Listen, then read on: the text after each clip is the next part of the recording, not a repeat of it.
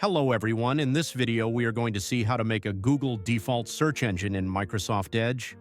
So let's go first of all in Microsoft Edge. Just go to the top here, we find three dots. Just click on these three dots here, we find Settings. Just click on the Settings. In Setting, we find Privacy and Privacy Search and Services. Just to get here. Okay, inferior C Search and Services, just scroll down and just go to the bottom of the page.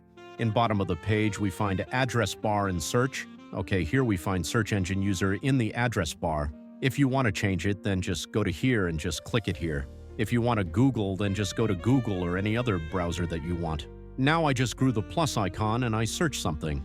Okay, now it is search in the Google, so our default search engine is now Google.